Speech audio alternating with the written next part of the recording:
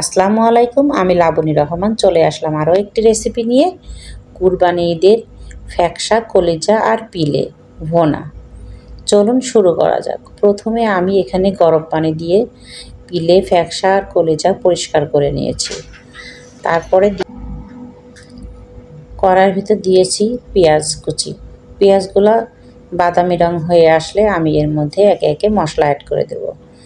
দিলাম শুকনা ঝাল 2টা,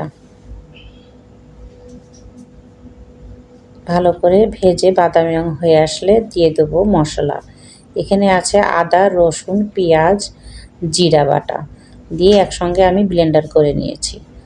আমি সাধারণত দুইভাবে মশলা ব্যবহার করি, বাটা পেঁয়াজও দিই আবার কুচি করা পেঁয়াজও দিই। সবসময় এভাবেই আমি রান্না করে থাকি।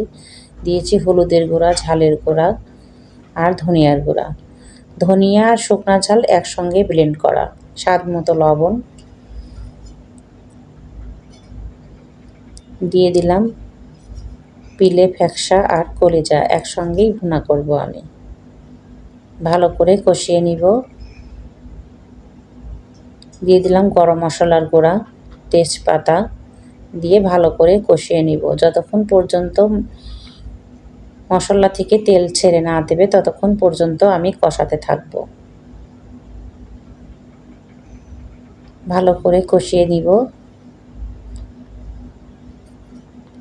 এই জন্য নিচে যেন লেগে না যায়, এজন্য আমি বারবার নেড়ে দিচ্ছি।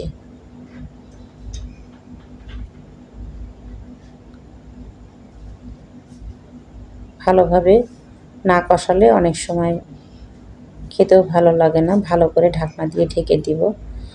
ঢাকনা দিয়ে ঢেকে আমি এর মধ্যে কষানো হয়ে গেলে আমি এর মধ্যে দিয়ে দিব সামান্য গরম পানি। আবার ঢাকনা দিয়ে ঢেকে কিছুক্ষণ জাল করব। ঢাকনাটি খুলে আমি এর মধ্যে গরম পানি দিয়ে দিব। এবার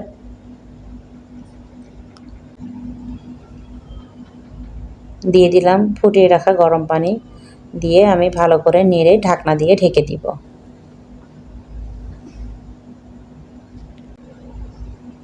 ঢাকনাটি খুলে আমি আবার একটু নেড়ে দিব। ঢাকনা দিয়ে এবার আমি ঢেকে দিব। আবার ঢাকনাটি খুলে বারবার নেড়ে দিব যতক্ষণ পর্যন্ত পানি শুকিয়ে না যায়।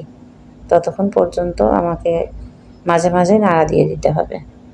অনেক ইউটিউবার আছে ভিডিও করতে করতে ছেড়ে দেয়, ধৈর্য ধরে রাখতে পারে না। কিন্তু আমার মনে হয় না যে এটা করা উচিত। কোনো একটি কাজ একবার করতে শুরু করে দিলে তারপর আর সেটাতে ব্যর্থ হওয়ার ভয়ে পিছপা হওয়া কখনোই উচিত না। আজ আমি রান্না করতে করতেই অনেক কথাই বলে ফেললাম। যাই হোক, রান্না এই পর্যায়ে হয়ে গেছে। কুরবানি ঈদের গরুর পিলে, কলিজা, ফ্যাকসা ভোনা। এই ভিডিওটা যদি আপনাদের ভালো লেগে থাকে তাহলে like, comment, share and subscribe করে দিবেন। ভালো থাকুন, সুস্থ থাকুন। আল্লাহ হাফেজ।